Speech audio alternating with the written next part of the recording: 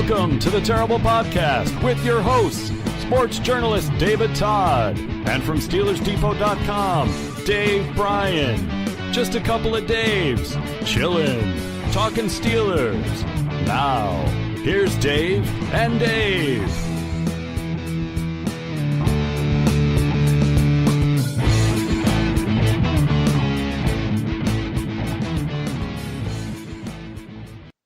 Welcome to the Terrible Podcast with Dave and Dave. He's Dave Bryan of SteelersDepot.com, the place to get your latest and greatest Steelers information. And I'm David Todd. It's Season 9, Episode 30. And Dave, man, oh man, oh man. That's how many points the Falcons are going to score in the first half. Man, if you needed just a little bit more drama, Le'Veon Bell provided it now. Steelers team reeling with a 1-2-1 start to the season, which we thought, the potential was there to go 4-0. Certainly they didn't, and they did it in grand fashion, to be honest. And not only that, so now Le'Veon Bell decides to break his story to ESPN and Jeremy Fowler that he's going to report during the bye week, something you discussed, something, we discussed at length at the podcast a few weeks ago. And now the big question is, are the Steelers going to get there without going 1-4-1 first? Yeah. Let's see. Yeah. Well, first of all, it makes the most sense for Le'Veon to report during the bye week. And that's what I had said ever since his agent came on the radio, on Sirius there at the start of the season. It just makes the most sense for him to come in at that time because he gets basically a free paycheck. He has the couple of weeks to get ready from that point on, and then at that point he's missed 6 games. So doesn't have that kind of wear and tear, that extra wear and tear on his body as well too. Now, saying he's going to do one thing and actually doing it, we'll see, right? I mean, because his agent said back in the middle of July that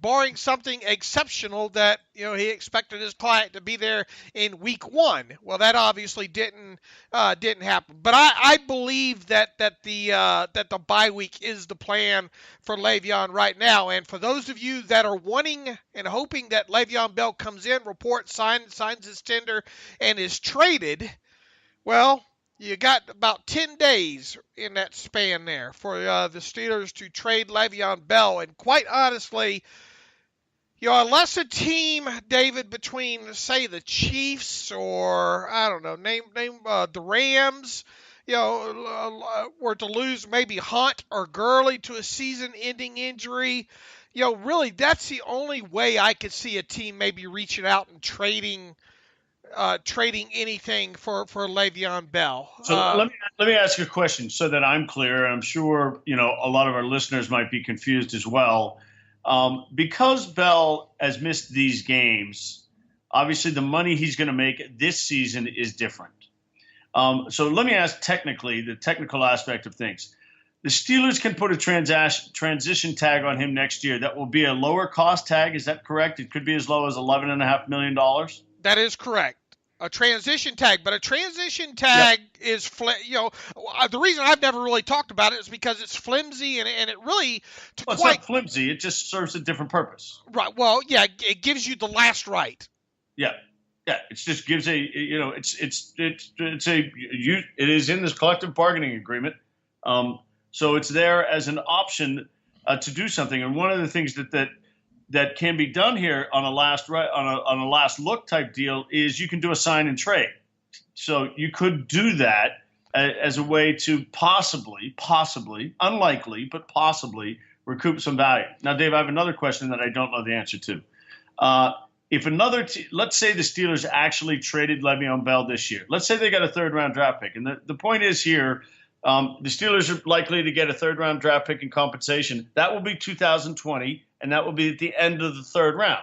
So obviously getting a 3rd-round pick this year that will be in the regular part, somewhere between 1 and 32, would be more valuable than getting a 3rd-round pick next year. So there is value to a 3rd-round pick in making that type of deal. If the result, obviously you don't get the production of Le'Veon Bell this year, but that's kind of the trade-off and the thinking.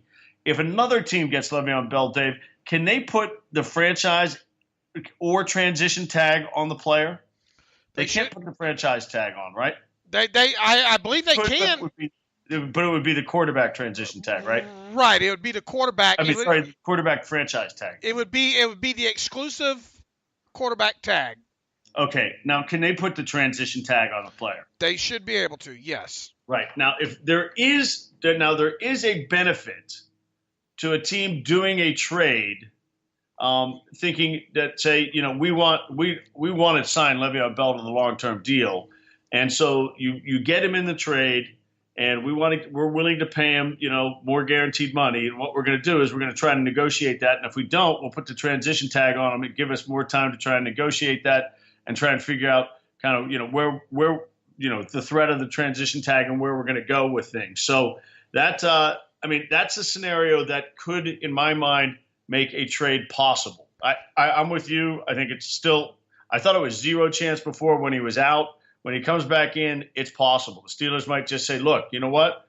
We don't like how this all went down. We want to rid ourselves of Le'Veon Bell. I don't think that would probably be the best business or football decision, but it's certainly a possibility. The transition tag, as far as the Steelers go and using it, why I call it flimsy is because just the way that they do deals. Any offer sheet that Le'Veon Bell were to sign elsewhere would not match what the Steelers like to pay as far as guaranteed money, especially if he's looking for one of those deals like Gurley or one of these other players got, more than likely. Okay.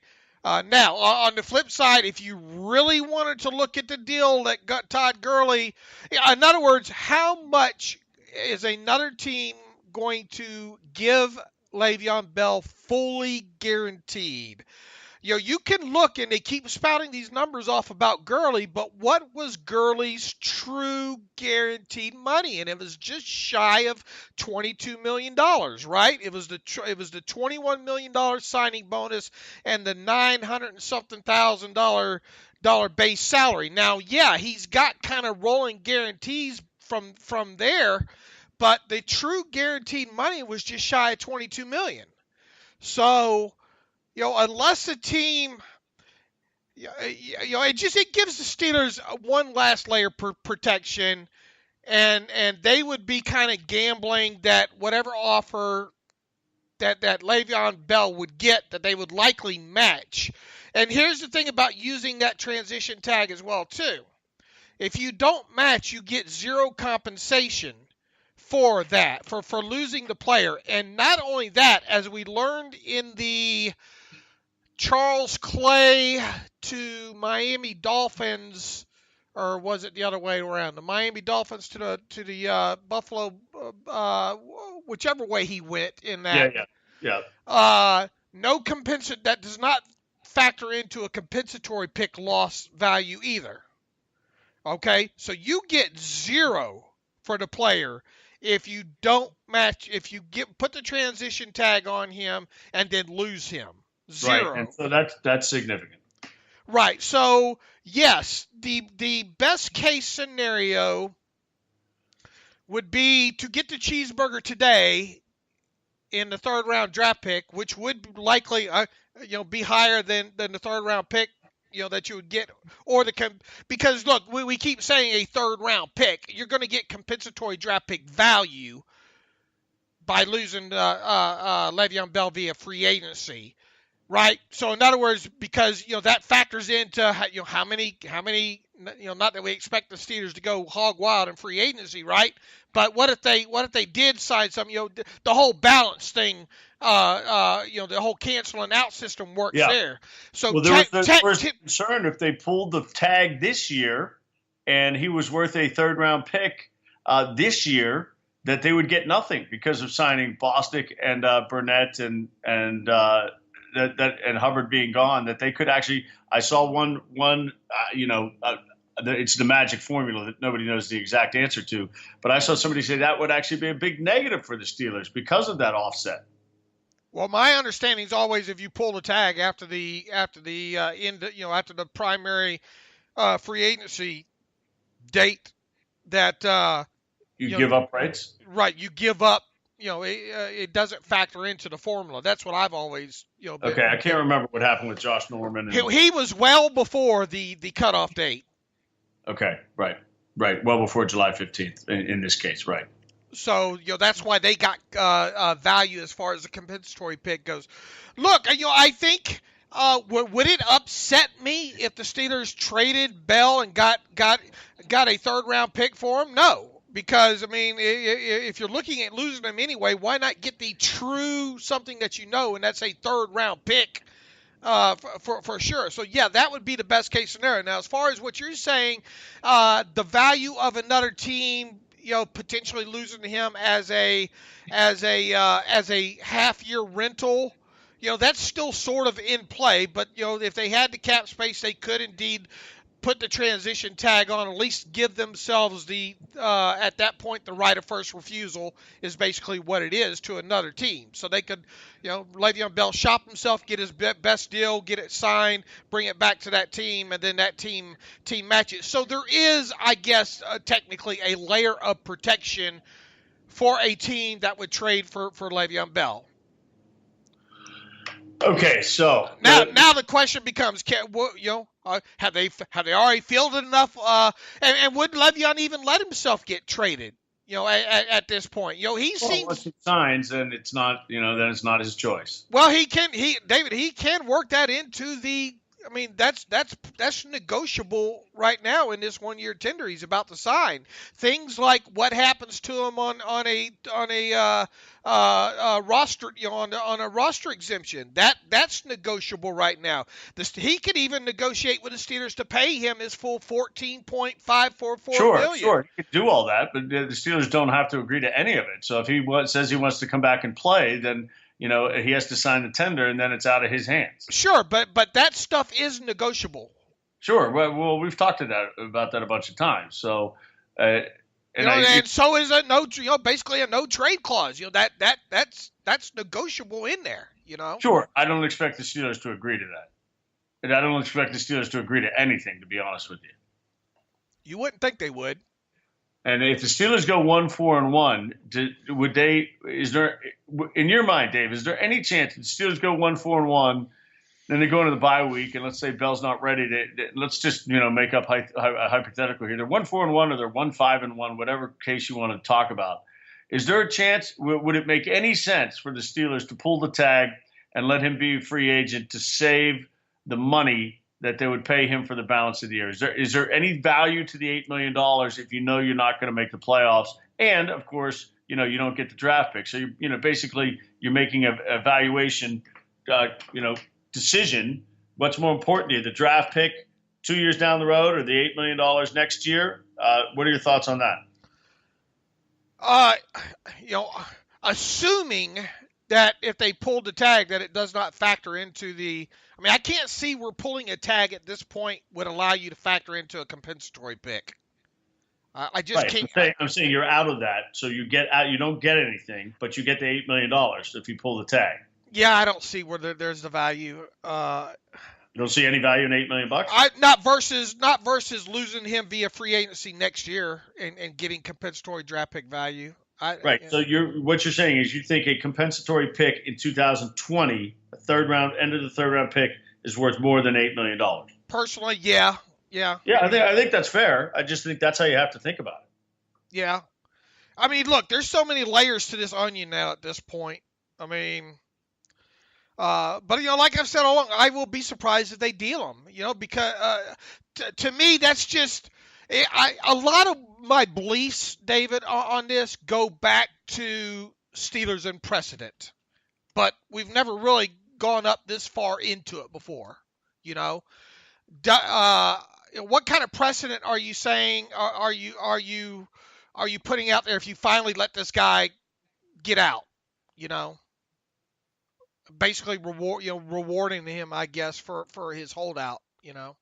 Well, I don't know that you're rewarding him. I mean, look, this is part of anything that happens within the structure of the game. I mean, this, he followed, the parameters of the CBA and made a choice. I don't know that you're rewarding a guy when he's basically not claimed $4, $5, $6 million that will, potentially could have been his by staying out. So let me ask you this: you were prepared to pay him $14.5 million. Well, look at it.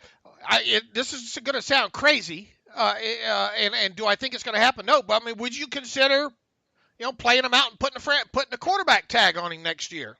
No, of course not. I mean, I didn't want to put this tag on him. Okay, because that quarterback tag, $25 million right around in there, minus what you didn't have to pay him this year, or you add what you're going to pay him this year to what the quarterback tag is, basically what you were going to pay him a little slightly higher over the 2 years anyway, right? Well, you weren't planning on paying him next year, I don't think, when you went into this season. So, well, I mean, you offered him the deal that he turned down. What I'm saying is, what's the difference? But you didn't get these, 6 games or 8 games or whatever it turns out to be. You did, but you missed a half season of the actual production. All right. Anyway, I'm sure people are tired of us talking about it again. Most of Steelers fans, I think, and most of our listeners probably just want him gone, out of sight, out of mind. Yeah, I would think that's probably the majority viewpoint. So okay, so that has, what's interesting about all this is, would the scenario be different if the Steelers were 3-1 or 4-0 right now? Would people just be like, I don't give a damn, who cares what he does? Would that they would be that way anyway at this point. I mean, you know how the fan base is with guys and money. Well, I'm just saying, if the Steelers are 4-0 right now, or they're not, so it's probably, I don't like to talk, as Mike says, I don't deal in hypotheticals. But do you think Le'Veon Bell came in? Well, so let's play pop psychologist for 1 second. Do you think Le'Veon Bell came in for any other reason than it's going to be the bye week? Do you think he came in because the team's 1-2-1? Do you think the record had any impact on his decision making? No, and I was asked that on a radio interview yesterday. No, every decision he's making the last 2 years is business related and what's best for him. Yep, I agree. He's not looking at him and saying, "Oh man, you know what? I'm going to change my mind. These guys need, I need, they need me." No, he's not. I wouldn't view his decision as being that. No. I think he's made. I mean, we'll see tactically if he made the right decision or not. Over time here, I just think he had been better served coming in and and maybe beg, at least trying to beg not to get the workload that he got last year. But with James Conner being a second-year guy now and them having a little bit more trust in him, maybe he could have reported at week 1 and said, "Look, man, can we do anything to get me off the field? 3% more, than last year, that kind of thing." I don't know. I think he's just handled this thing poorly, and it's really his own fault, dating back to him getting in trouble early on, because people want to chastise the Steelers and say, some of these experts out there, well, they should, the Skip Bayless and those yo-yos, they should have, Max Kellerman, they should have signed him after the first 2 years. There was a loophole in the CBA, obviously, that they could sign these guys after the first 2 years. The Steelers weren't going to give a guy a long-term contract coming off of the legal, the suspension that he got for the drugs. And you follow that up, we talked about this after the 3rd year, then not only that, you had the knee injury and all like that. It just, he never was in a position through half his fault, through the other half injury fault, to get signed after 2 years, the way, technically, or 3 years, the way the Rams did with Todd Gurley. And at that point, the only mechanism the Steelers had to protect themselves was the franchise tag. Yeah, look, I mean, we've gone through all the scenarios, and of course, the Steelers' record has an impact here. If they were 4-0, it would just be okay, bring them back in, try to win the Super Bowl, and move on. Now that they have a losing record, you think about the ramifications, about trading them, about everything else. I do think if they were 4-0, the ramifications would be different. They aren't, so they got to deal with the reality of the situation. These next 2 games are significant. I don't know if that will change how the Steelers think about dealing with or dealing Le'Veon Bell. But if you're 1-4-1 and you're 0-2-1 in the division, the odds of winning the division and making the playoffs are probably less than 10%. And at that point, you probably need to start thinking about your long-term future. The long-term future just maybe bring him in, play him, and move on. But the long-term future may be something else if that's what they're looking at. Unfortunately, Dave, let's get to the injury report from Mike Tomlin, and we saw Nat Burray go on IR, and the Steelers added a corner to the practice squad.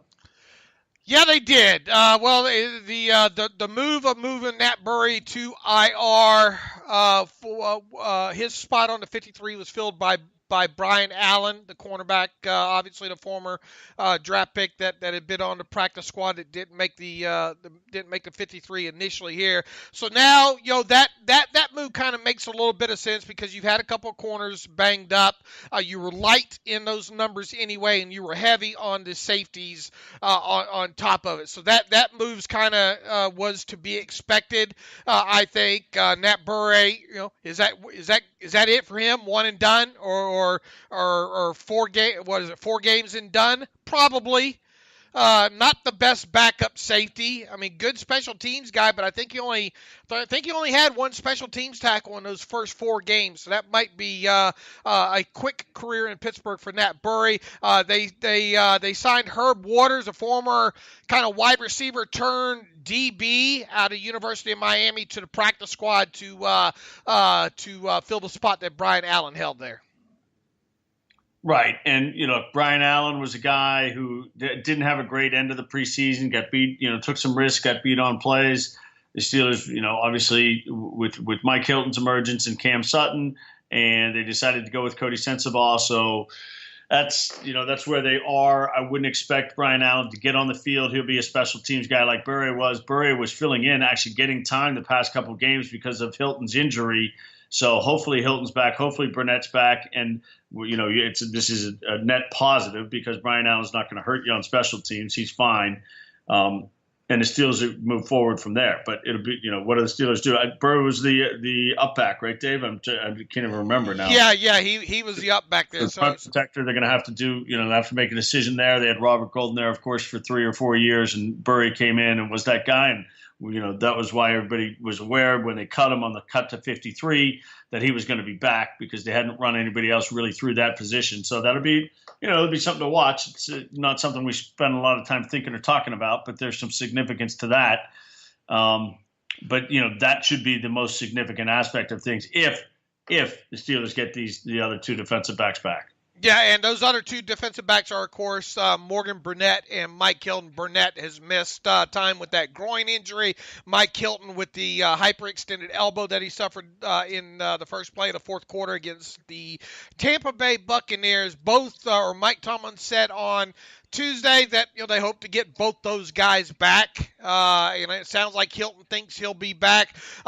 Burnett, even though we haven't seen him a lot so far, that's a guy that you would much rather probably have out there than, or not likely. You would a lot much better want out there than a guy like Nat Burray in that diamond. I think Burray played like 20 snaps in that game against Baltimore there, kind of, as that dime back there. And when he's been on the field, and it's not totally his fault, mind you, Burray, but the Steelers have not fared well when Burray was on, has been on the field there for one reason or another. You would like to get, obviously, Morgan Burnett back in there to allow you to do some things, with that dime package and all like that. And obviously, Mike Hilton is an upgrade in the slot over a guy, at least right now, in Cameron Sutton, which you would hope at some point, Cameron Sutton starts turning this corner as smart of a player as he's deemed to be. Now, Terrell Edmonds had an awful game against the Ravens. And really, Hayden didn't have a great game, and Artie Burns, just for the sake of not really being tested, kind of escaped the principal's office because of that there. So you look to get those 2 guys back. Now, 2 guys Mike Tomlin mentioned that they're going to have to watch this week will be Vince Williams with a hamstring, and Darius Hayward-Bay with an ankle. Darius Hayward-Bay, obviously, a big special teams player. Those are the injuries that excuse my French. Those are the injuries that suck, because Hayward-Bay's coming in on a play where he's going to, maybe make a big, significant play in this game with a punt block. Looks like, I really think if that had played out and he was not fouled, he gets a punt block. So I understand why the Ravens player committed the foul to make 15 yards is better than a blocked punt. But Hayward-Bay gets hurt in the process, and that stinks. Yeah, it does. They'll try to fill his role on special teams, I would assume, maybe with a guy like Brian Allen. Because Allen's done some gunner stuff in the past and all as well. Now, Vince Williams, obviously, have to watch his hamstring there. Mike Tomlin was asked specifically, if Vince Williams does not play, does that mean we could potentially see Matthew Thomas? Mike Tomlin agreed that would be a possibility, and as exciting as that might make me be, when I wrote it up, I had to kind of throw a little bit of cold water on that whole scenario, just because of the way, when Williams left the field the other night, L.J. Fort was the guy that was brought in, right? Not Matthew Thomas. And just the way kind of Mike Tomlin phrased when asked to kind of expand on his thoughts of Thomas at the start of the season, he says, he's done some nice things and he's gotten better each and every day. You see some of the results of that in some special teams production. He had some special teams tackles the last couple of weeks, yada, yada, ran down and made a significant tackle on a kickoff inside the 20 this past week, had a kickoff tackle on Monday night in Tampa, was playing some gunner for us. And boy, how many inside linebackers do you play? Do you see play gunner? That guy can flat out get down the damn field. I'm here to tell you. Mike Tomlin goes on to say he's got some talents. He's learning what to do.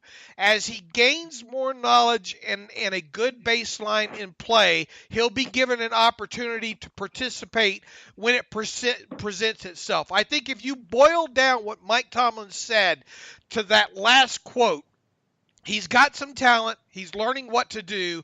As he gains more knowledge and a good baseline in play, he'll be given an opportunity to participate when it presents itself. That's the old, probably his head's still spinning a little bit, and probably to be expected with a rookie, a rookie inside linebacker in Pittsburgh there. So absolutely, a guy in the middle of the defense, the Steelers defense, with some of what they do with rushing the passer and dropping linebackers and bringing different things, and that's kind of across the NFL these days. That is absolutely going to be going from addition to geometry and algebra. That's going to or maybe calculus. I mean, this is going to be a massive step for him to understand that stuff. So I guess what I'm trying to say is, should Vince Williams be unable to play against Tampa on Sunday, you might see L.J. Fort or Tyler Matakevich get the first crack alongside John Bostic at that situation. In those situations, and the question then becomes, do you move Bostic over and put L.J. Fort on the field and let Bostic have the green dot? That might be the way to go. So much for Tyler Matakevich being the first man up, right? When we knew that dating back to the first time Kevin Colbert tried to jam that down our throats back in, ahead of at the combine and all like that. So look, I'll be banging the table for Matthew Thomas to get on the field as much as possible, but the fact of the matter is, if he's not ready, he's not ready. Yeah, I think that's right. And look, I've banged the table for L.J. Fort. Once we get past the starters, if somebody needs a chance, we'll see. We'll see. Look. We talked about where the Steelers were weak. They've been in terms of depth, and we've talked about linebackers since March. So this is the first injury we've seen in the regular season. We'll probably see more along the way. We'll see how they deal with it. So that's point one. And the loss of DHB is again, we've talked about lack of depth at wide receiver, but that doesn't really impact depth at wide receiver. I don't think Justin Hunter gets a helmet because DHB isn't playing. I think the Steelers may very well go with just 4 receivers, And, you figure out, you dress somebody else. Maybe he gets to play, but he's not going to help you on special teams, most likely, probably almost guaranteed. So you're really replacing a special teams guy. You probably look for somebody who can help you on special teams. Yeah, I think if DHB does not dress, I think there's a chance. I mean, if you look at I guess maybe you don't want to lose another receiver and only have 3, so. And plus, Hunter's more. At that point, who's your primary deep threat is Washington. So, and look, yeah, Hunter just gives you nothing on special teams, but I think he might benefit and still get a helmet regardless. Because look, you'd have Rudolph down. Let's assume Hayward Bay down. Who else? Your offensive lineman. Yeah, probably Banner and Filer. I mean, they dressed Filer this past week. That was a kind of a surprise. Maybe they were just kind of concerned about Gilbert and both guys. Yeah. Both guys. But you could Banner and Filer, it makes sense to put those guys back down again. So that's 4. You're probably still not going to give Marcus Allen a helmet. That's 5. And a defensive lineman is 6. So who. So, Does Brian Allen play or not? Do they bring him in for special teams? That'll be the question, right? Yeah, and I think you dress him to be a gunner or whatnot. So does Williams dress? Well, Vince Williams doesn't dress if he doesn't start. So right. That's 7. So I think Hunter has a good chance of dressing there. But I mean, let's hope we don't even have to talk about Justin Hunter. Period. Anyway. All right, so we're going to get to our beat writer coming up in a couple minutes here with the Falcons. But Dave, let's just wrap up kind of Baltimore and anything else you want to throw out there. Ben and Mike spoke yesterday. We'll get to some more of this after we talk Falcons. But anything else in Mike's comments. Look, he was very straightforward about it. There's nothing but straightforward to be about it. We got to get off to better starts. Clearly, boom. He did feel like he said he felt like the defense has made some strides. Couldn't see it, necessarily on the scoreboard at the end of the day. Acknowledged they have to get off on third down. Acknowledged that they have to do better on third down offensively and have to do better on third down defensively. But it was pretty straightforward stuff. He got asked a lot of questions, but I didn't hear a lot of questions about specific performances that I thought were any different than what we had talked about. Right, he's not going to give you this guy did good, this guy did bad, this guy was to blame here type. He's just not that guy, right? So I think if there are times I would ask him specifically about guys, and he'll give some response. He's not going to throw anybody under the bus. You're right on that. Right. And you don't ask about guys who obviously were clearly bad or clearly good. You ask about guys who maybe, it's harder to tell from 24 hours after the game. And his comment opening up, covering the Falcons and all like that. I don't try to hand me this. You see what's going on over in Atlanta with Julio Jones and no touchdowns, and Calvin Ridley's got 6. Well, that's sort of what's going on here in Pittsburgh with Antonio Brown and Ben Roethlisberger and Juju. No, it's not. If you look at Julio's catch percentage, it's right around where it should be. Antonio Brown's is not, but Antonio Brown's getting the targets. You just come out and say it. Ben said it during his radio show yesterday before Tomlin even stunk. And really, Ben could have just stopped it. I'm not playing well. And we'd be done with it. Mike could have just said Ben's not playing well, and especially when he's targeting Antonio Brown, because he's not. Antonio has the targets. I already highlighted in some GIFs in a post yesterday the uncompleted passes to Antonio Brown that weren't close. And that's been the story of the first quarter of the season. Ben has more to do with Antonio Brown not having his catches than Antonio Brown or scheme on either side of the football does with this. So don't try to give me the sleight of hand for what's going on over there in Atlanta as to a reason why Antonio Brown's numbers might not be where they are right now. I'm not buying it. Do I agree? I agree to a large part. Yes, I think there are a bunch of factors. Ben not throwing the ball well is the primary factor. You heard Ben talk in his show yesterday about the pass that was overthrown to the sideline on third down where Ben missed him by a lot. And he said, look, here's what happened on the play. It wasn't a good throw, but the defensive back pushed Antonio as he was making his break, and he came out much flatter than I expected. Okay, that's a legitimate answer to a throw. Unfortunately, there have been seemingly 4 or 5 throws a game to Antonio where those guys have, it looks like him playing with Marcus Wheaton back in the day, where, you didn't, coming out of his break, you didn't know who was going where the ball was going to go.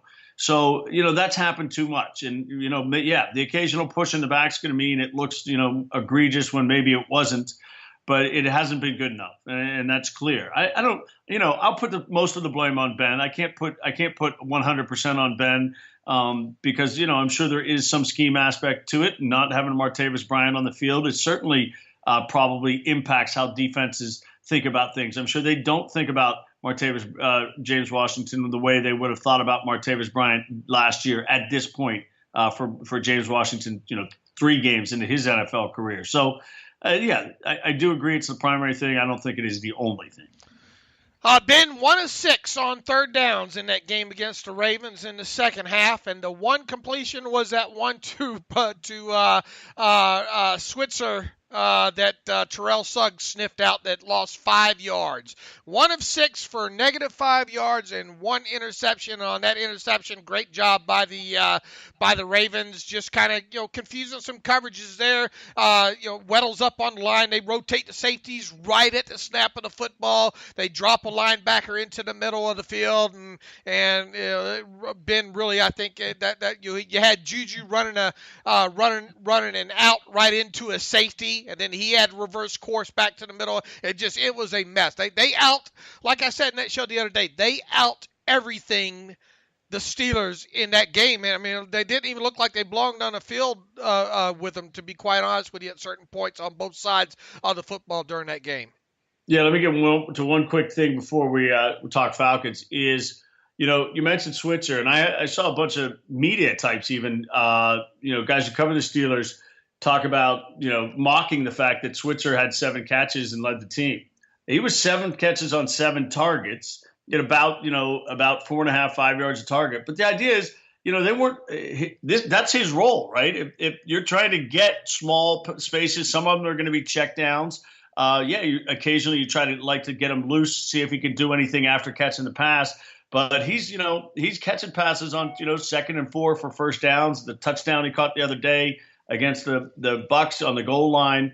He is not going to stretch the field for you, but he's going to do other things. I didn't really get the kind of idea of, okay, well, this is a disaster. If you're running the ball for 4.5 yards a carry, you're ecstatic. So if he's catching balls for 4 or 5 yards that are by design 4 or 5 yard plays, and you hope he slips one now and then, nothing wrong with that. Now, again, shouldn't be the focal point of your offense. You're still trying to have, Juju and AB are your playmakers, clearly, with Washington playing a bigger role. But that's, that is also a component of the offense, and it has its role in the offense. Yeah, but that's the problem, though, is you go to him 7 times a game. He played 21 snaps. I mean, against the Ravens. That's a quarter. That's a quarter of the snaps. I mean, a third of the snaps that they played in that game. You can't tell me you expected him to play a third of the snaps of a game. And I understand. Of course I do, because one, Washington doesn't have. He's your third receiver. Oftentimes, Washington doesn't have. Yeah, but you should normally be playing 3 wide receiver sets though, and Washington should 14-0, right out of the chute either. Right. Now game situation dictated that you go more empty in that game, and they did in the second half. Okay, so y'all had to go back and count where most of Switzer's snaps came, but I mean, regardless, you did not go into this thing, I don't think, saying a third of the snaps are going to go to Switzer in this game. I don't have it in front of me. How many did he play in Tampa, and how many did he play in week 2? I'll double check that.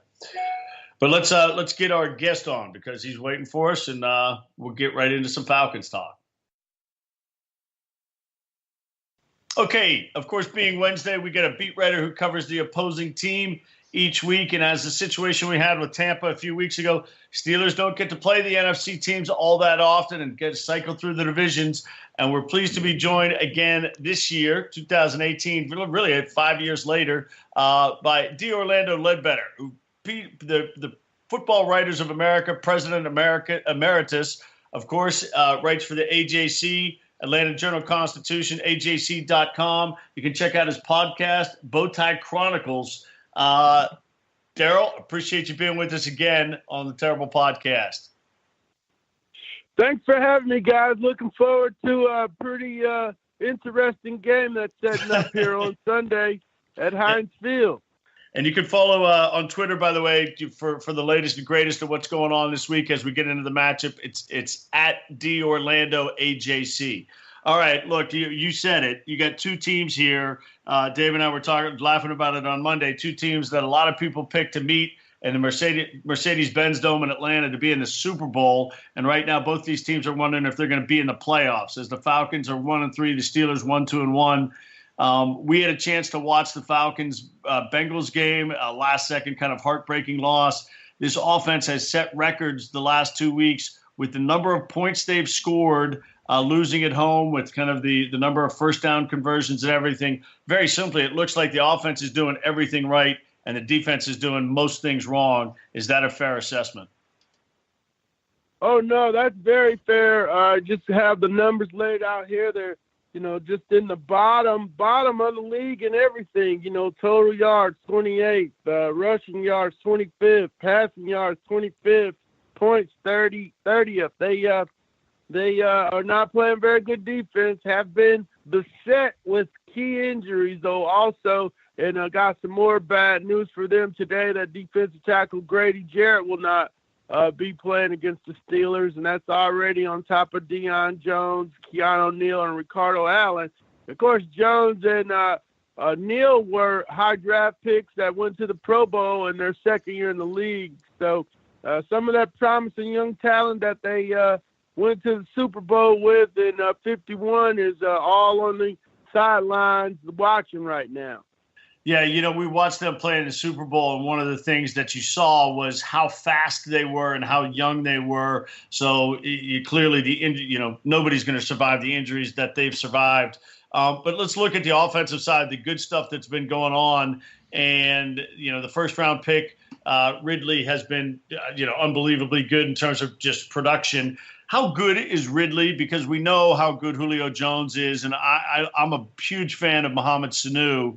Is Ridley going to be that good, or is he taking advantage of what's kind of going on with the guys around him being so dangerous? Yeah, I think I think he's going to be pretty good. I don't know if he's going to be Marvin Harrison good, but that's the stature of the player he reminds me of, and the route running is very impressive. He can get open. He does have single coverage, so that's certainly been helping him out here. I don't think people are going to move people off of Julio to him, but they may move some people off of Sanu to Ridley here as they see him continue to make big plays. He got wide open on a double move on Drake Kirkpatrick for a 30-yard touchdown pass. So, they're going to take some shots with him. And he's a great route runner underneath. And they also give it to him out of the backfield. So, yeah, I think he's going to be a very good player. Great. I'm not sure about that yet. It's kind of early. Well, that Calvin, he does. It really is impressive, and I think that's one of the things that stuck out was that double move against Drake Patrick for the touchdown against the Bengals the other day. Obviously, the Steelers have had their hands full, defensively as well too. And unfortunately, or fortunately, I guess you could say it's not because of injuries like the Falcons are banged up on the defensive side of the ball. When you look, however, I know Sanu kind of got a little banged up in that game against the Falcons, but they do have a great tight end, or not a great, but a very competent tight end in Austin Hooper, and Logan Paulson's been around the league for quite a while as well too. The Steelers defense has really been gashed already again this season by tight ends. Is this going to be an area of the field? I mean, could we see Austin Hooper potentially have a little bit bigger role in this offense on Sunday at Heinz Field? Yeah, I think so, because they haven't shown or featured him much at all. He did have a pretty big catch in that last drive where they were going down trying to put it away. Had a nice 19-yard catch, ran through a couple tackles to get it into the red zone. So he's just the fourth guy, fourth wheel in this the offensive machine, and they haven't had to lean on him much. But when they do, he's been able to come up and make some big catches. He certainly did that in the win against Carolina, and he was ready when they finally got to him in the fourth quarter against the Bengals. Yeah, he's a guy that certainly has been a good pass catcher when it comes his way, and a dutiful blocker. And then Logan Paulson was, he doesn't have a reputation for catching many passes. That's why he was so wide open against the Bengals. So, they might try to slip him up the field for in the red zone, certainly, to do some damage as a non-high important target for the defense. Are they going to get Devontae Freeman back this week? Are you expecting him to practice fully today, or at least on a limited basis? I know they had to use kind of more of a thunder and lightning with Tevin Coleman and Ito Smith there against the Bengals there. And look, that Ito Smith, I think, showed a little something in that game. But obviously, they would much rather have Freeman and Coleman as their tandem if they can. What's the status on Devontae Freeman heading into Wednesday's practice? Yeah, they're optimistic. The coach is saying that he's going to play this week. Quite frankly, I want to see it on the practice field first. Last week they just made him stand around and called it limited. He really wasn't doing anything. And this week we'll try to see if he's just going to go from 0 to 100 and get ready for this game, or if it's another injury fake-out move by the teams that, a lot of teams do that with their injury reporting. But I know they're hopeful that he gets back, and they're saying he's going to get back. He hasn't done anything in practice that we could see other than stand around just so he can be caught limited. Daryl, Matt Ryan's playing kind of some of the best football of his career here over the first 4 games. Your view on Matt Ryan's career, is he a guy who's just a step below the Hall of Fame because he's never won a Super Bowl? Is he a guy who's one of the top 5 quarterbacks or top 7 quarterbacks in the NFL in your mind? Where does he stand big picture? What's his legacy to date? Yeah, his legacy to date is he basically saved this franchise after the Michael Vick debacle, where the quarterback gets a $100 million contract, the sponsors leave, he goes to federal prison. In comes a kid from Boston College and takes you immediately to the playoffs. His legacy is widely respected around Atlanta now. He's won over the Vic fans. Team's been to see the only quarterback to take the team to 6 playoffs. Certainly they would have liked to have gotten that, Super Bowl title. He's been to 2 NFC championship games. When you really look at it, you respect the work that he's done to save this franchise and turn it into a team that, could win 10 games a year and, go to the playoffs, have first back-to-back winning seasons under him. The Falcons are no longer the doormat or the laughingstock of the league, and a lot of that has to do with Matt Ryan and his play since being drafted in 2008. Let's flip over to, well, actually, tell us about the offensive line and what you've seen from them so far. Obviously, you put up these kind of offensive numbers. You feel like, offensive line play is good. You got some pedigree with Jake Matthews, obviously, Alec Mack coming over from Cleveland. What's the status of the O-line?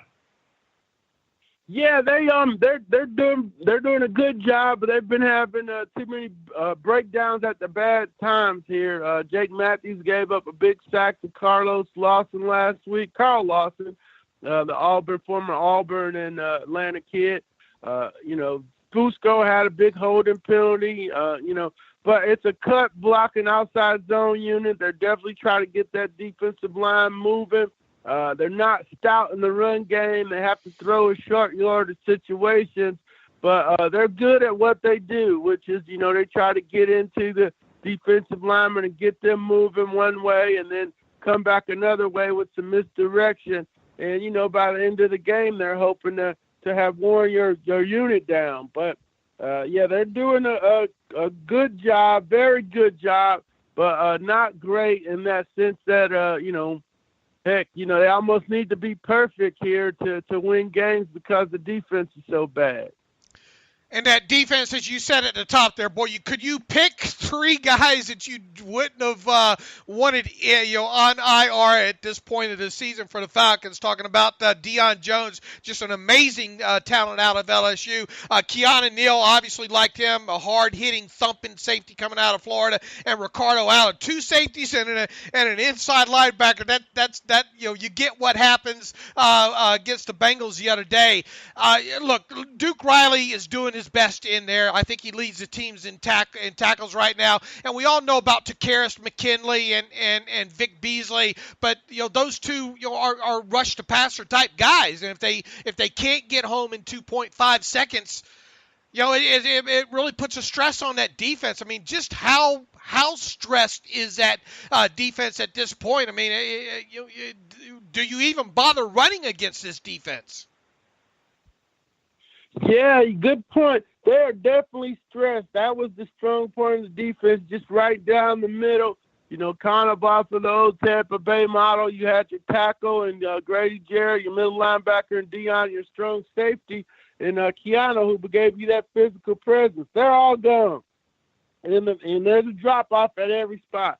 So, you got, some ends that can get upfield, but, they're not going to have time because people are going to be open. They're trying all kinds of different stuff. They had Isaiah Oliver, the second-round pick, playing outside, moved Trufant into the slot, moved Brian Poole to strong safety, and he's overextended himself. He's trying to do too much and trying to replace Neal, and he's racking up fines. He's playing bad football, quite frankly. Got 2 fines against the Saints, got probably another one coming for a hit against the Bengals. He's got to play smart, but they're asking him to do way too much for an undrafted guy who was a good nickelback. Probably shouldn't be, they probably got to realize that they're asking him to do too much and maybe get one of the other veteran safeties in there to just kind of, quiet things down a little bit. They did sign Keith Tandy. They did trade for Jordan Richards. Tandy's played a lot for Tampa, but they didn't go after Eric Reed or try to trade for Earl Thomas, which would have made things a lot better faster, pre-Earl Thomas injury. So, they elected to go with these guys that they to have overmatched, and they said they weren't going to do that, but that's clearly what's going on in that secondary. Trufant looked like a fish out of water playing nickelback. The rookie got beat for the game-winning touchdown pass, and then Poole's out there racking up penalties left and right. Just not a good look for Coach Dan and defensive coordinator Marquand Manuel. They got to come up with a better plan to get these guys under control and get into a situation where they're at least, stopping some of the bleeding, for periods at a time, not even, quarters at a time. They just got to get a stop here and there, They gave up 8 consecutive touchdown drives over the Saints game and the Bengals game, and finally got something to go in there in the third quarter, and then gave up another field goal drive, and then the fifth 16-play, 75-yard drive with the game on the line. So they got a lot of work to do on that side of the ball, and they have to figure out, how to move their pieces around and get them in a position to, just get a stop. What are the two bugaboos on the Steelers defense, and it seems to be ongoing for 3 years now, is tackling and communication. We hear Keith Butler, it really becomes like a broken record after games. Got to do a better job tackling, got to do a better job communicating. How would you rank those 2 items on this Falcons defense? And I understand that they have gone through the injuries and all like that, but where do they stand now as far as their tackling efficiency and communicating on the field? Yeah, I think the tackling was much improved because they got film of their 15 missed tackles against the Saints, playing through their head. So they tackled much better against the Bengals. Only had 3 missed tackles, but they looked slow. They were playing cover 2. They're not used to playing cover 2. They're a cover 3 team, but they got to switch up and give themselves a chance to just keep it in front of them and then come up and tackle. So they've been doing that, but they just giving up too much, too many yards after the catch, the tackling's gotten better. But I know the tackling. I know you guys seen that there too. They don't tackle in practice. So I'm not expecting them to tackle during the first 4 weeks of the season because they haven't been practicing since the 2011 CBA. They don't let they don't do any tackling to the ground. It's basically touch and tag.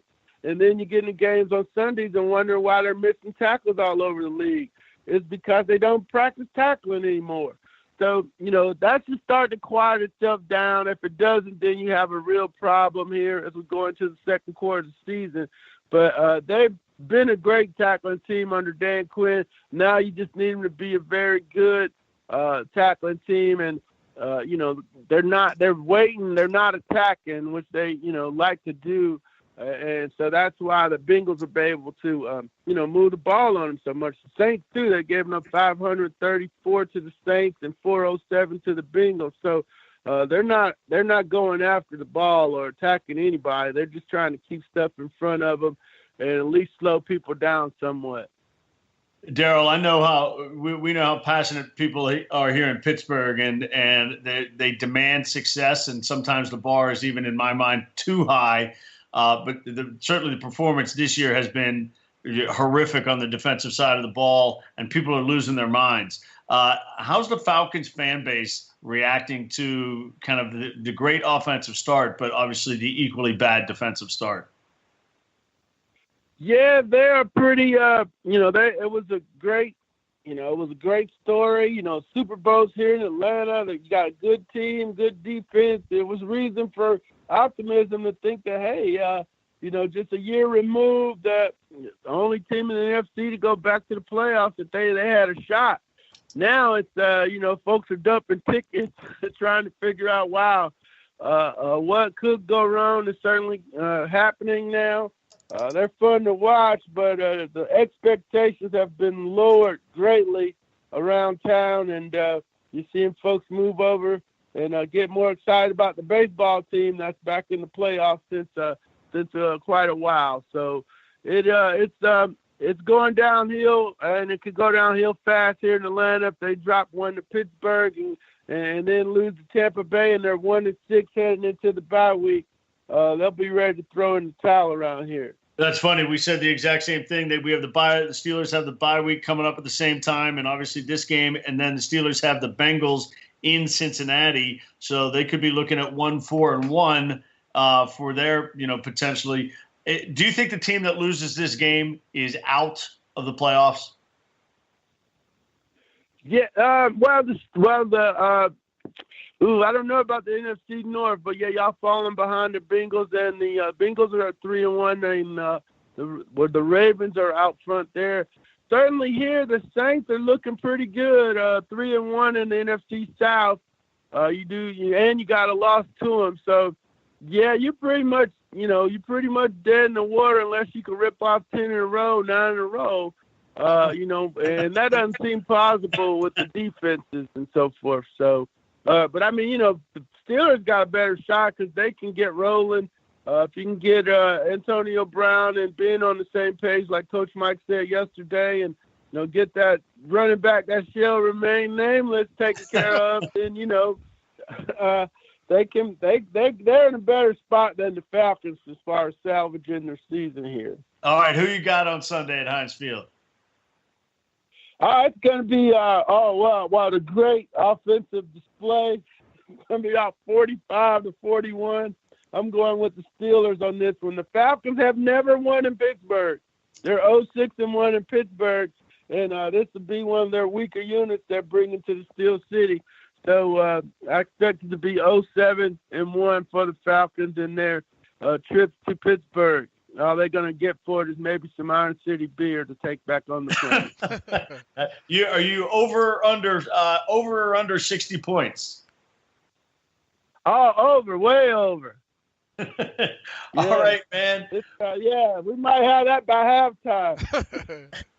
Well, hey, we appreciate your time as always. Thanks so much, and enjoy the game on Sunday. Hopefully you'll have a seat at the Super Bowl, whether the Falcons or the Steelers are there. Well, that's probably all I got to worry about here is just covering one of the teams and not my own. Thanks for your time, man. Appreciate it. Thank you, guys. Take care. Thanks for having me, David. Okay, Dave, good stuff from D. Orlando. He's been covering that team forever. And folks, remember, check out his Twitter handle at D. Orlando AJC, which stands for Atlanta Journal-Constitution. Let him know that you appreciated him joining us on the show. And good stuff, Dave. It's funny. I don't want to say I mocked. I laughed at the fact that John last week picked the Ravens, as we see most often, teams, some of our beat writers as guests do, not the Orlando. He's watching this Falcons defense. He didn't go ahead and pick the Falcons this weekend. Yeah, what did you say, 45-41 or something? You can't. This is going to be look, we'll get more into the breakdown of this game on Friday, but there's no reason not to believe that when you go to my bookie this week that you're going to take the over, right? I mean, is there a number where you wouldn't take the over? Literally, I was saying, 60s, like, it feels like, well, the thing is, the Steelers offense hasn't been that good. They get 23 against Tampa because they got a defensive touchdown, and obviously they only put up 14. So I don't know, maybe the Steelers, even against this bad defense, we can see if the Steelers offense can finally get it together. But listen, everybody loves watching football, and a lot of people find it's way more entertaining when you have some action on the games. And you've heard us talking about this for weeks. And some of you are still on the sidelines. Whether you're an expert or a rookie, you should be betting at MyBookie, mybookie.ag. If you're the kind of guy or gal that likes to bet a little and win a lot, like playing the numbers on roulette, one of the things you can do at MyBookie is you can play parlays, and that's picking multiple games. Now, you got to win all the games, but the difference is if you win 3 games and you bet $100, you turn that 100 into 600. So you get a little leverage there. So that's the, lower risk, bigger reward. And it's not just football. You can bet all major sports. There's MMA this weekend. Conor McGregor into the octagon Saturday for the first UFC fight for him in the past 2 years. And you can bet all sorts of side bets on this as well, whether he'll win straight up, whether Khabib will deliver a first-round knockout. They get like 50 different options of things you can do. We recommend these guys at MyBookie because we trust them. This is the one bet I know you'll be happy with all season. They've been in business for years. They got great online reviews, and their mobile site's easy to use. If you're on the sideline, now's the time to get in the game. MyBookie will still match that first deposit dollar for dollar, but you got to join now because this promo is going to end soon. And remember, you use our promo code TERRIBLE. Okay, you log into MyBookie, use the promo code TERRIBLE, and basically double your money after, up to $1,000. That's the promo code TERRIBLE. You play, you win, you get paid. So check it out. 57.5 is the over and under currently for the Steelers-Falcons game on mybookie.ag. Yeah, that's, right where I think it should be. 57.5, somewhere between 57.5 and 60. That's such a high number. There will be people taking the under. And I think most people out there, if they actually have ever made a wager, people love to bet overs because when it's over, Dave, it's over. It is over when it's over. But when it's under, you're never over until it's over. It's never over until, it's never over if it's under. Right. It's never over if it's under until it's over. And if it's over, it's over. So that, the general population has a skew to favorites and a skew to the overs. So we'll see. Nothing surprising whatsoever about what D. Orlando said, right? I mean, we watched the game against the Bengals. Really is fun to watch them offensively, and I think the key thing for them, as he mentioned, with see if they can get Freeman back. That outside, it'll be interesting to see how much of that outside zone they try to run and stretch that defense. Because what did the Ravens come out and do first play of the game? Kind of run that, and Vince Williams over pursues and the cut back lanes right there, and there they go. And they obviously have some talented wide receivers that the Steelers are going to have a tough time, I think, keeping up with in this game too. So it's probably going to come down to whichever defense can get a stop or two, or maybe get a turnover. Yeah, I mean, look, this is there's I don't even know what to say about this game going in, and we will get into it in depth on Friday. But it's just, here's the question, and I know this is the question for our listeners: did anything the Steelers did after going down 14-0, the turnover at the goal line, not giving a touchdown the rest of the way? They did give up 4 field goals. They gave up a lot of third down conversions. Did anything you saw in essentially the last 3 quarters of that game give you hope that maybe, as Mike said, maybe, they're turning a corner? And that's the question. So that's pretty much that simple. No, nothing defensively that I saw gave me much hope. And the Ravens, I think the Ravens left plays on the field. Make no mistake about it, in the second half as well, too. So just because they held them to 9 points is not some sort of, you just can't look at the game book and say, well, they held them to 9 points. That's a win there, because they left some plays out there on the field that they should have had. And you cannot go into a game counting on a team to leave plays on the field. You got to, here's something that and it's a good reason to be concerned if you're a Steelers fan. And I get the whole talk about, man, maybe Kevin Colbert, maybe his evaluation has passed him by. Keith Butler needs to be fired. Yada yada. None of that stuff's going to happen midseason. I think regardless of how, it would really have to get. They'd have to rattle off about 4 or 5 more losses right in a row, I think, before we're talking about Keith Butler being fired midseason. Am I right? Yeah, I mean, look, we've both said it before. We've never seen it, so we're not expecting it.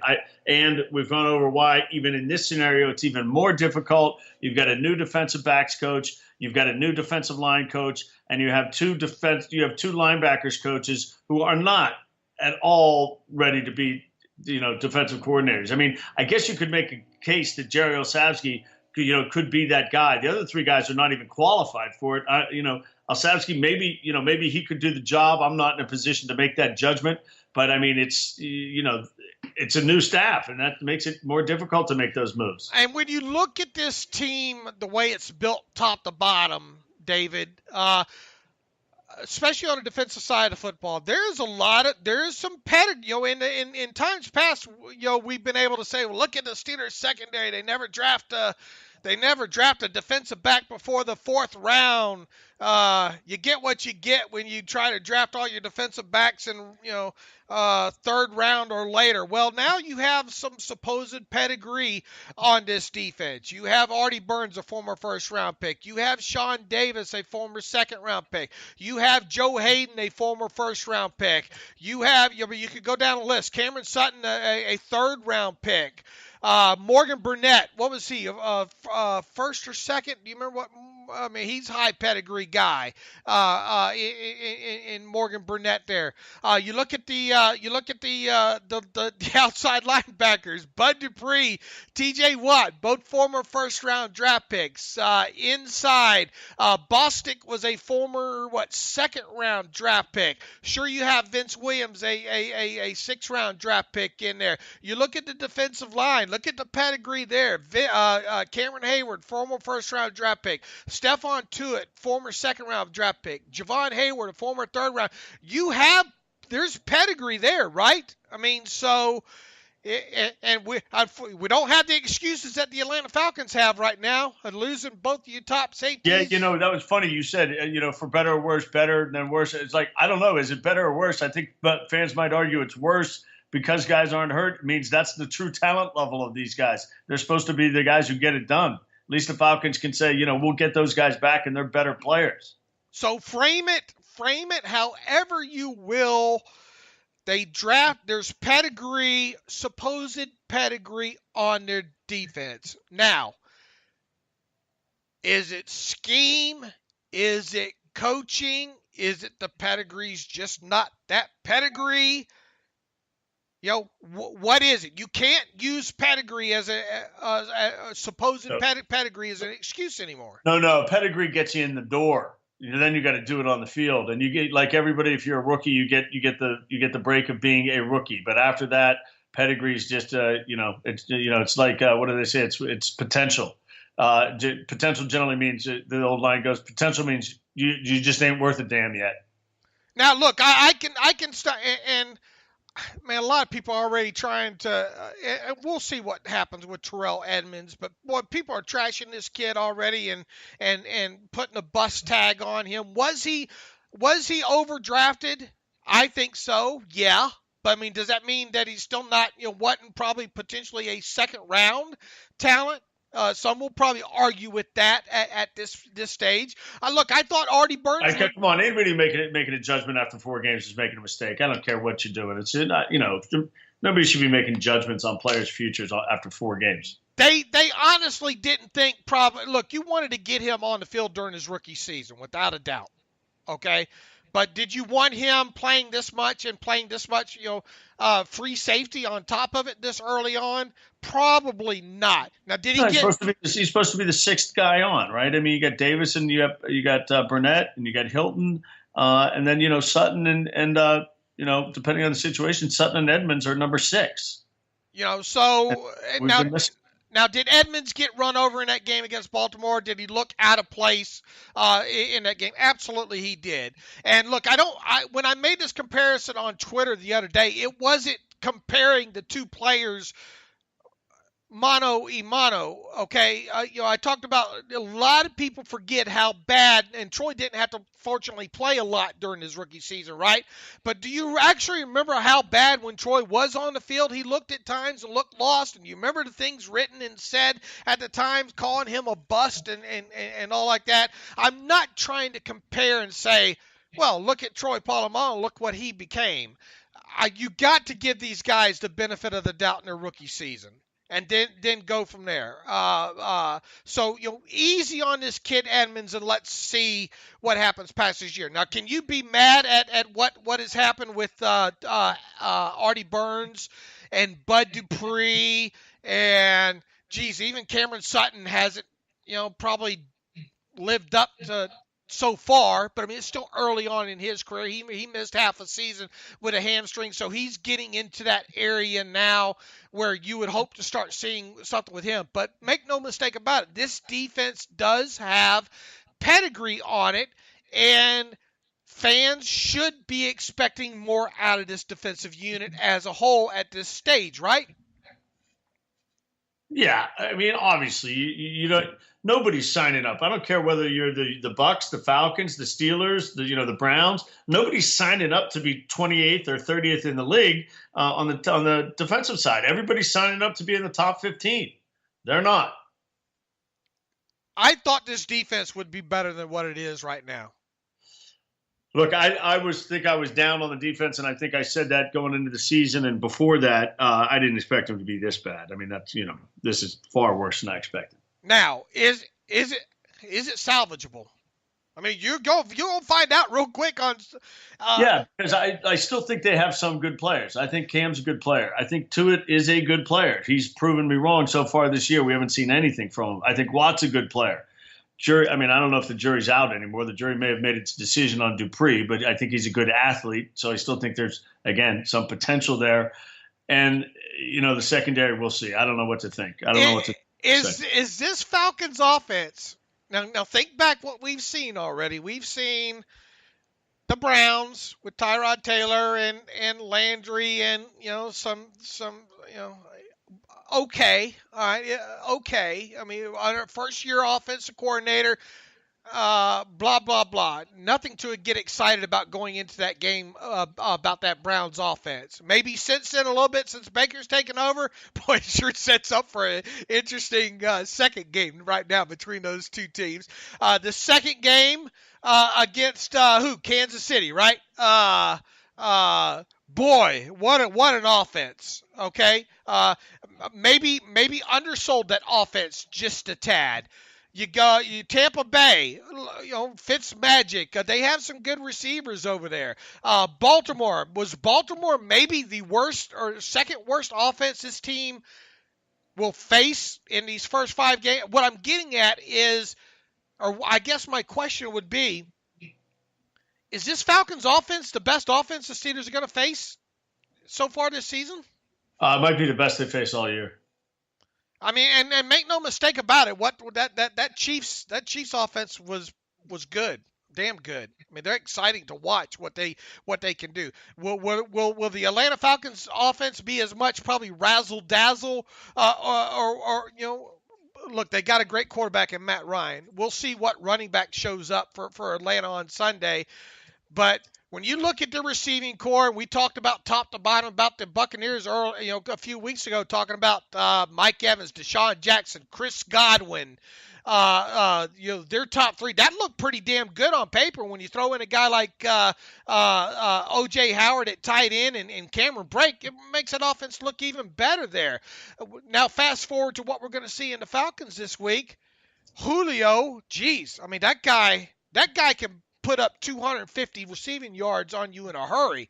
Calvin Ridley has looked, I think he's only caught 15 passes, but boy, he sure has looked good. Mohamed Sanu is an established guy. We asked D'Orlando about, I'm probably too big of a Austin Hooper fan. I probably oversell that guy a little bit too much, but I don't think they use him enough, to be quite honest with you. I think he's a talent. So, yeah, this could quite possibly be the best offense the Steelers face this season. And what happens? What's the narrative either way here? What's the narrative if they hold this Falcons offense, it's probably a pipe dream here, to under 20 points? And what's the narrative if the Falcons offense puts up a 40-burger? Unfortunately, people aren't going to like hearing this, but this week isn't a time for narratives, because this team's putting up points on everybody and they're going to put up points on the Steelers. So I'm not sure this is I'm not sure this is the day of reckoning for the Steelers. Now, if they come out and play great defensively, that's a huge positive. But if the Falcons put up 31 points, like they do on everybody else, and we expect them to do on everybody, I'm not sure that means, oh my God, they're even worse than we thought. The Ravens putting up 35 points would have been, again, when people can make a judgment. Do those last three quarters do anything for you or not? The Bucs putting up points, we saw them do it. The Browns, they put up 21, but they got the ball on the 1 yard line on one of their drives. So I still think the Steelers defense isn't good. We're still trying to figure out if they're close to average, or can they be average? I'm not sure we're going to learn anything this week. The only win that the Steelers, I think, can get that can turn our heads after this weekend would be a 40-19 Steelers win, right? Anything to 20, any win to 20 is a win. 30 or more to 20 would be a big win. That's us turning our head and saying maybe there's something more. Yeah, maybe the season's not a loss, I mean, look, if they win this game by 10 points and hold the Falcons to 23 or less, it means the offense did what it was supposed to do at home, which isn't really a head scratcher or a head turning moment. But if the defense is able to do that, that is, and then you can start to dream that they can win in Cincinnati and everything's back on the rails. If they win 40-35, then the oxygen mask stay dropped from the cabin. Right? I mean, right. In other words, if they give up a lot of points to this Falcons offense, there's still going to be panic in the streets, and there probably should be, especially on the defensive side of football. Because, look, I think that Bengals offense is a little bit better than what I thought they might be. Now, they did lose Tyler Eifert, and, man, bless that kid's heart, right? I mean, and I know you feel the same way. We both think he's a great player. The touchdown catches per games played is extraordinary. I read that stat last year. I can't remember, he'd played in the last 5 years. He'd played something like 38 games and has, stupid number of touchdown catches. And his tweet after the game was, upbeat and thankful for everybody. Just, look, I don't know the guy. I won't call him a kid because he's not a kid anymore, but hard not to root for him to be back, because I think he's been a great player, and he has just been cursed with bad luck. It's just one thing up back, and I mean, unfortunately, that might be it for him. I mean, unfortunately, I root for the kid as well too. I mean, if he comes back, it's probably not going to be with the Bengals. Maybe not there. But anyway, that's obviously a week down the road here. It sure would be nice to. It sure would have been nice for the Falcons to finish off the Bengals the other day. So, I mean, it's a replay. I mean, the Bengals have won 2 games now. They win the playoff game, the last game of the regular season last year against the Ravens, to knock them out of the playoffs on a 4th and 12 to Tyler Boyd, and basically they get this touchdown pass on a. They found the seam in that soft. You played that zone and they threw it, over the corner, and the safety couldn't get there in time, and it was literally inches. I mean, it was a great throw by Andy Dalton. literally inches over the corner's fingers, but he's got to get a deeper drop on that and not get beat over the top in the end zone on the last play of the game. I mean, that's when you just look and say, sometimes, you can, a lot of times you can say your coaching's bad, but you've got to know that this play, you can't get beat over the top, for the touchdown. And he did, and they win the game. And, congrats to the Bengals. They've played some good football so far this year. Yeah, they get Vontaze Burfict back here now, and are moving on forward here. And who do they have this week? Is it Carolina? Hold on. They have they have Miami. The Bengals do. They have the Miami, they have Pittsburgh, they have Kansas City and Tampa Bay. And where's the Miami game? Away? In Cincinnati. No, okay. In Cincinnati. No, in Cincinnati versus. Okay, you sure? Yeah. I just had to grab my bearings there. Okay, so let's give them that win. So they're 4-1 going to the Steeler game. The next three are, we'll see what happens with Tampa. Who knows? Where's the Tampa game? Must be in Tampa then? That's in Cincinnati as well too. Their next four of their next 5 games are in Cincinnati. Wow. All right. Well, good for them. They made hay. I thought that game they played the Ravens was at home, but obviously it was on the road. They were at home against Baltimore. They played at the Colts. They were at home against Baltimore. They were at Carolina. They were at the Falcons. Okay, so they lost to Carolina. All right. Well, look. So right now you have to say the Bengals are a good team. I mean, we're gonna know a heck of a lot more. Obviously, the Miami game should be they should win. They'll be favored. So they're 4-1. They'll be favored against the Steelers. It would seem. And then, Kansas City and Tampa will be 2 very interesting games. Obviously, one in the conference and one out of the conference. All right, Dave. Well, let's we need to wrap it up. I'll take it. All right. You can follow me on Twitter at Steelers Depot. Follow David Todd on Twitter at David M. Todd. Follow the show at Terrible Podcast. Email the show, theterriblepodcast@gmail.com. If you like what we do and you want to donate to the cause, you can set up a kind of a monthly deal if you want to, donation-wise. Kind of balance it out for you, $5 a month or whatever. Go to SteelersDepot.com, hit that PayPal or donate button, upper right navigational bar. It'll take you to PayPal to be able to do that. Still getting a lot of, this has got a better return than what I thought it would. Sorry it took so long to roll it out, but we now have a ad-free version of the Steelers Depot available now for $25 a calendar year as well. Go to SteelersDepot.com, hit the ad-free button up top. David and I will be back at it on Friday. Make sure you reach out to D. Orlando on Twitter and thank him for coming on the show today. Always entertaining to have him on as well. David, I'll talk to you on Friday. As always, thanks for listening to the Terrible Podcast with Dave and Dave.